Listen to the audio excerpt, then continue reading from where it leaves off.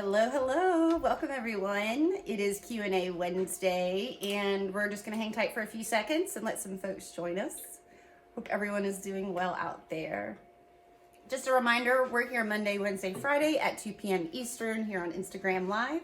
You can also join me on Wednesday evenings at 7:30 p.m. Eastern over on at Women of Woodworking on Instagram. And don't forget, Mary May is teaching wood carving lessons, free wood carving lessons on Twitch every day, Monday through Friday at 1 p.m. Eastern. Hello, hi. So yes, don't be shy. Say hello. Tell us where you're from, what you're working on, and if you have any questions, it's Q&A Wednesday, so it's free game. Also, tomorrow is my first social media for makers workshop. It's a virtual workshop with the Florida School of Woodwork. It's the first of 2 workshops, so go over to their Instagram page or their website, schoolofwoodwork.com, and sign up. You can attend anywhere, anywhere you are in the world, so hopefully I'll be able to meet some of y'all in person. So again, that first class is tomorrow, and the second one is on May 28th, so yes. And today our topic, we had kind of, we like to pick a topic to kind of center things around. Today we were going to talk a little bit about style and design and what different types of styles have inspired us, what we kind of want to create ourselves, how we reinterpret inspiration to make our own version of whatever it is that is particularly inspiring us at the time. And then also, Joseph is putting the finish on his seat today. So we wanted to do a live with that so you can see the big reveal with the finish. So yeah, so any questions you guys have, go ahead and get them in here and we'll get to answering them. So, all right. You gonna do the finish? Yeah. All right. Let's do it. Okay. So I'm gonna hop back around.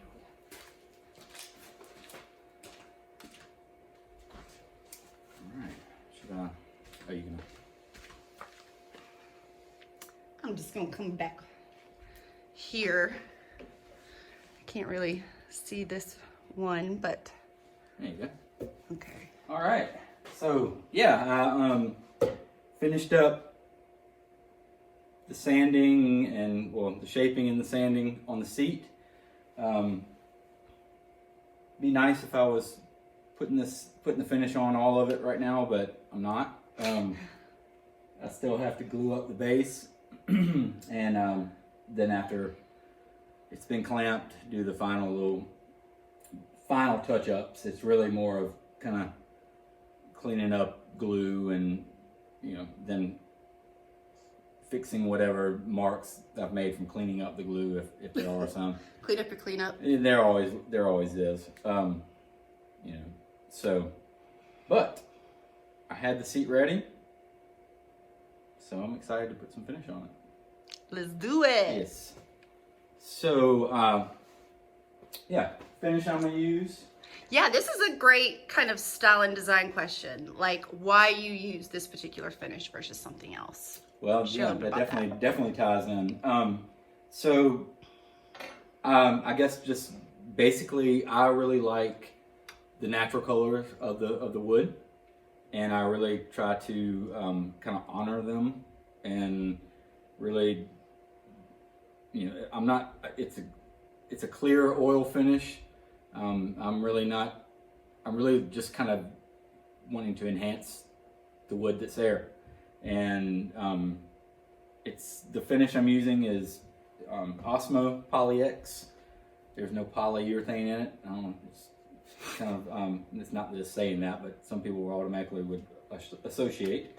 But it is a plant-based oil finish. It does have some dryers in it, so it's not like completely non-toxic, I guess, in the wet form. But it once it's dried, it is, and even has like kids' toys on it. So kids are putting stuff in their mouth. So anyway, it's really nice. I find it pleasing, and when I'm as far as putting it on and fumes and things like that. Never had any problems with it, and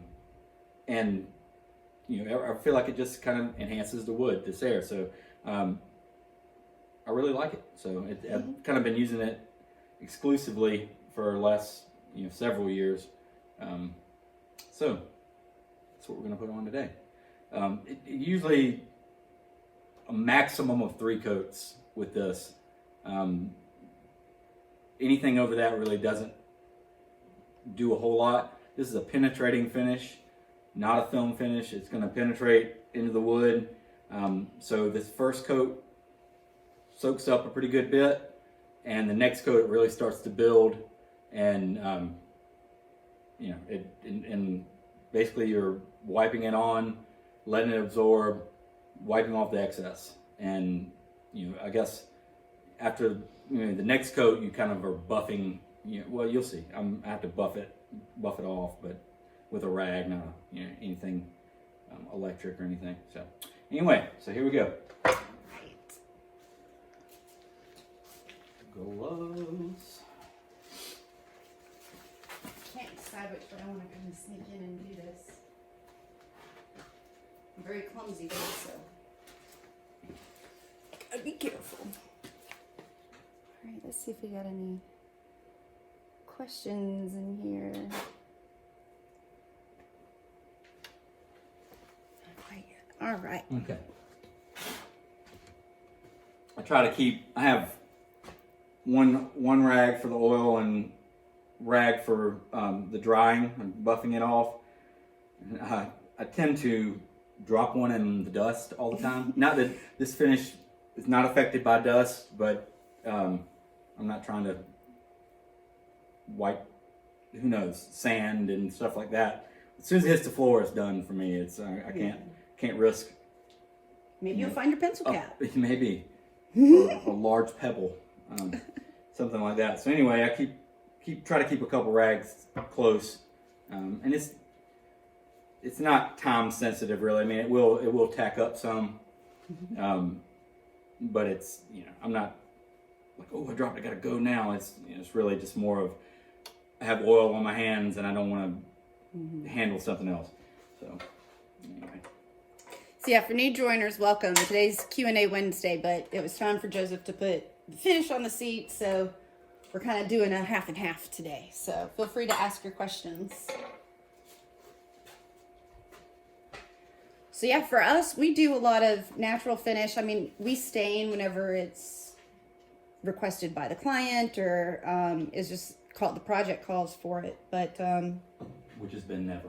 So you stained the perch. You ebonized it. You didn't stain it. You ebonized. Yeah, that was it was really, I guess in that one was so it was poplar that I made it out of, and it really wasn't any.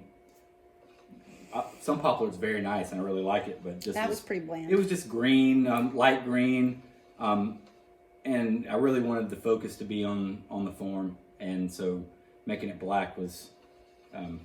It definitely did that. Yeah, and it's the first time I've done that, and the last since, but not because I didn't like it. It's usually the client has something in mind. So, all right, so.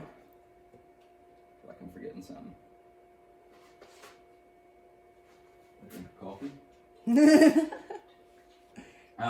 Before we started, to save y'all having to listen to the air compressor, I did blow off the dust, and not for any reason besides I wanted the pores to be as open as possible, so it really penetrates and gets into the wood and does its thing.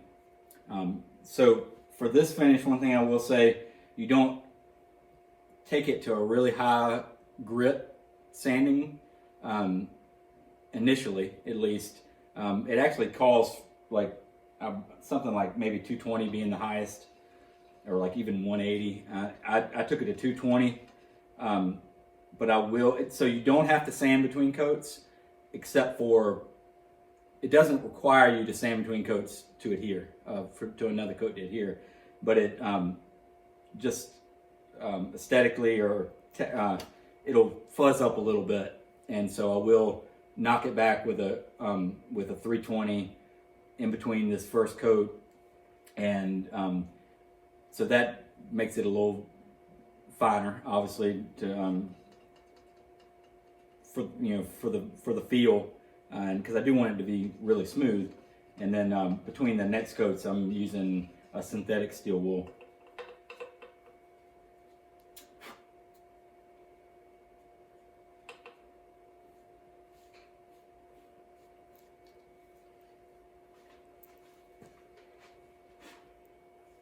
All right, there it goes. All right, well, scoot on in a little closer.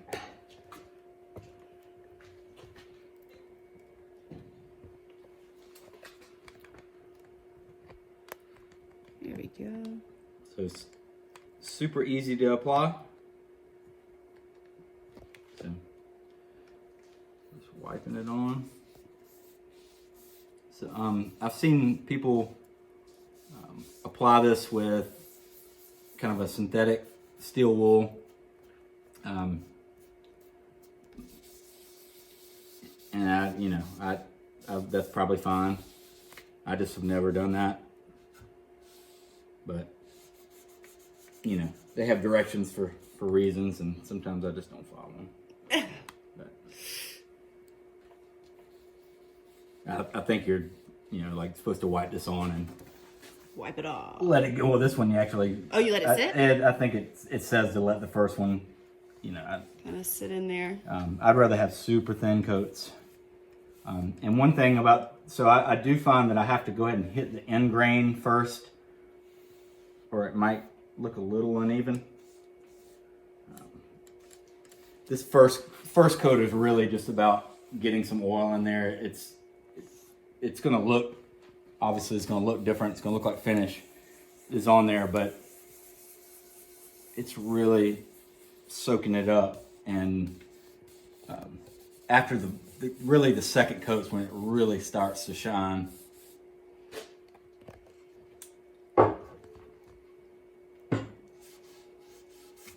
Pull up. Make sure I'm just getting this end grain really fast. I have had it do like that. Yeah. So please bear with me, folks. I've got two cameras going, and one's facing the other direction, and da da da da da. Okay.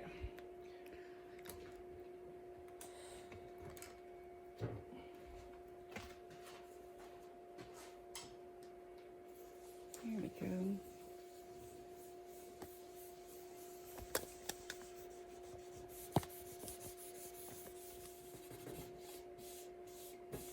You can see that's already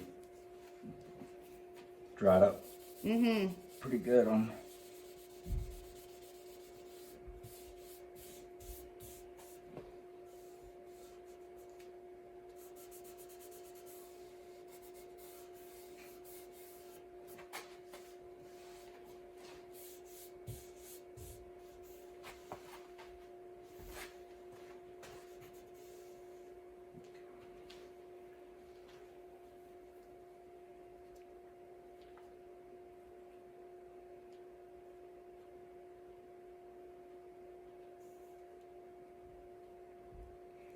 So you did the bottom, the sides, now to the top. I did the back and front because of the end grain. The end grain. Which when I put on a coat like this, for example, I put the coat on the bottom, on the front and the back for the end grains, on the side. When I do this top, I'll most likely wipe the end grain again because it's absorbing more anyway, and so it acts like it's kind of in the same place as far as a full coat instead of being a little less than the rest.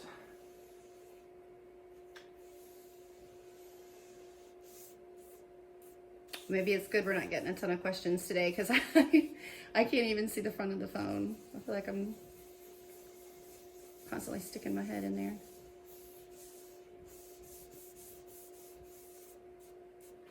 It's really, this first coat it's amazing how much different the second coat goes on.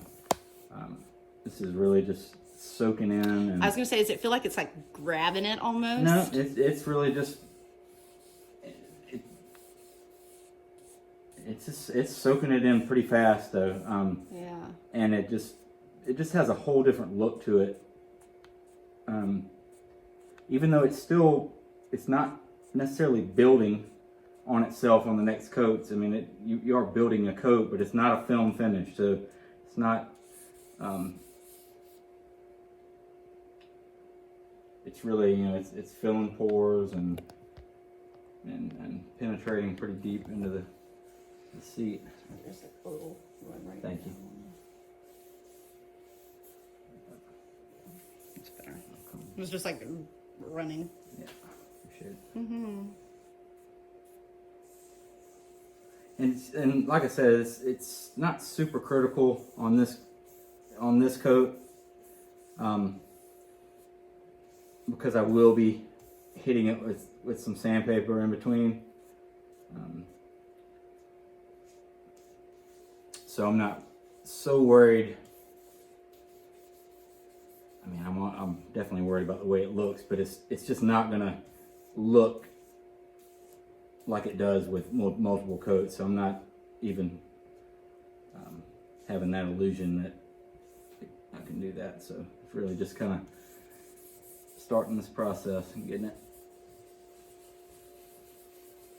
It's funny how much faster the other coats go too. It really just you use so much less.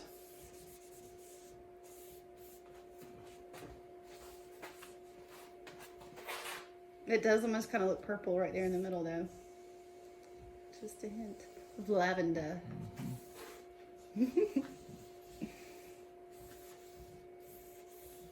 Wow. I love it. I really, really like it. And I think for the design, the grain flow just works perfect.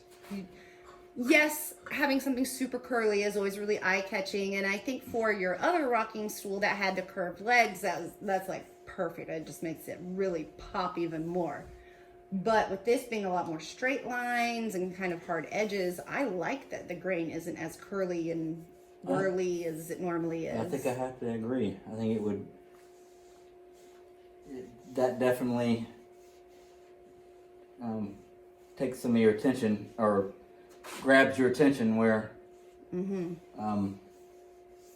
feel like this is kind of understated. Not that it wouldn't be absolutely gorgeous still. Yeah. This is just I think beautiful on its own. It fits. Yeah, it does. For sure. So, yeah.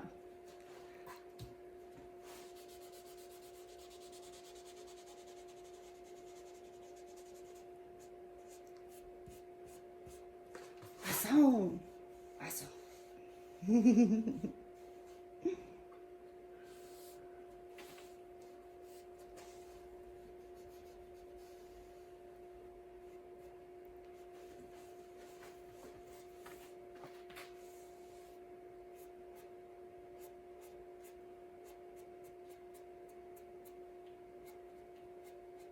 My lint-free cloth is not being so lint-free. So that was like a rag you... No, this was a t-shirt. Oh, I see. So yes, in our house, old t-shirts become finishing rags. We've tried a lot of different stuff. Pants. Bed sheet. Probably some like baby blankets. Yep. Make it work. Clean. Washed and clean, of course. Nothing with like a lot of dye or anything. It has to be light. Wow.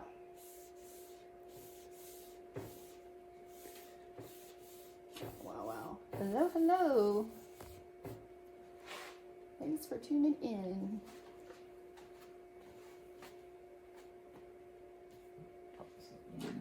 Quickly. I know I'm probably blocking it for the YouTube camera whenever I'm in front of the other one.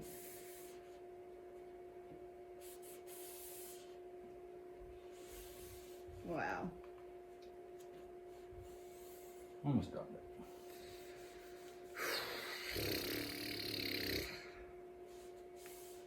Let's not. Not the seat, the rag. Oh. Yeah. Yeah. I was talking about I always usually drop one. Yeah.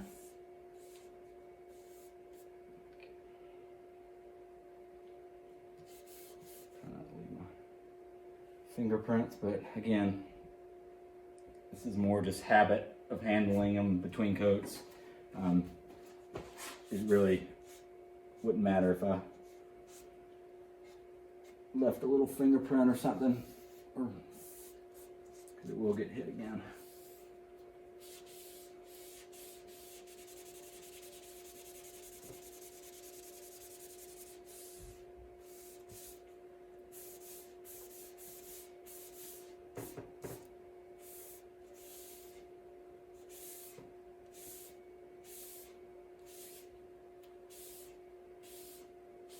Wow. All right.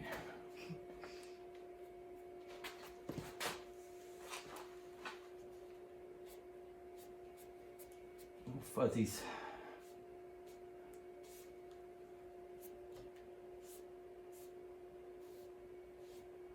Okay. And what's nice is I can, like I told you, I'll hit it with 320. Smooth it on out a little bit more, and then I'll take basically the equivalent of a 4/0 steel wool. It'd be synthetic steel wool though. This product doesn't like the actual steel, but I can really take those synthetic wool pads and just really buff it, and yeah. Okay. And there you have it. That might as well. Getting a little bit closer here. Yeah. Oh. So, yeah. But oil rags and outside. Yes. Ooh.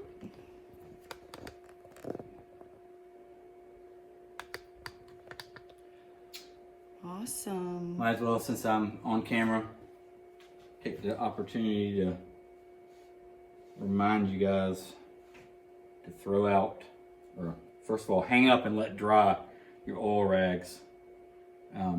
Don't leave them in your shop. Don't leave them in a pile. They absolutely will spontaneously combust, and it might not ever happen to you, and you might think it won't.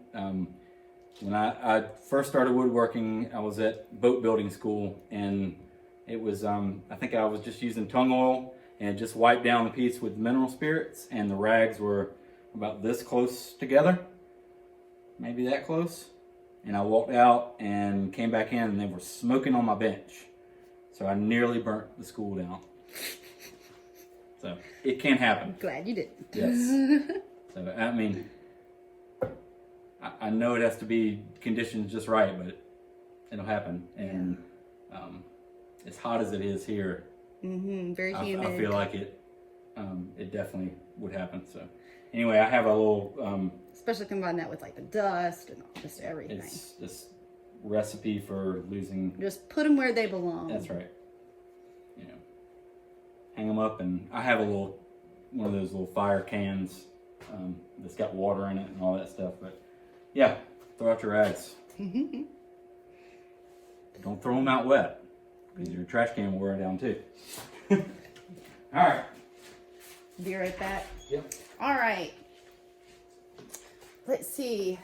Any more questions? We're going to talk about style and design today, but we've really gotten carried away with finishing. Imagine that. So we might have to try Q&A again on Friday, or I don't know. We're getting to the end here. People don't want to hear us talking. You want to see this stool come together, right? So yeah. Ooh, that smells good. Okay, not too close. Not too close. So, well, anyways, thank y'all so much for joining us. We'll be back Friday at 2 p.m. Eastern here on Instagram Live, cutting in front of you. Tonight, I will be at Women of Woodworking for our weekly Wednesday live at 7:30 p.m. Eastern. Be sure to join me there. Mary May is also teaching wood carving at 1 p.m. Eastern on Twitch, Monday through Friday, so don't miss her there. And then also, the Florida School of Woodwork and I, we have our first virtual social media workshop tomorrow night. It'll be held over Zoom, so if you haven't registered for that, go to their website and sign up, and we can kind of cut through some of the noise here on Instagram. It's a class specifically for makers, so hopefully there'll be some good tips and some good discussion, good questions, and we'll all learn a little bit from each other. So, all right, well, y'all take care, and we'll see you on Friday.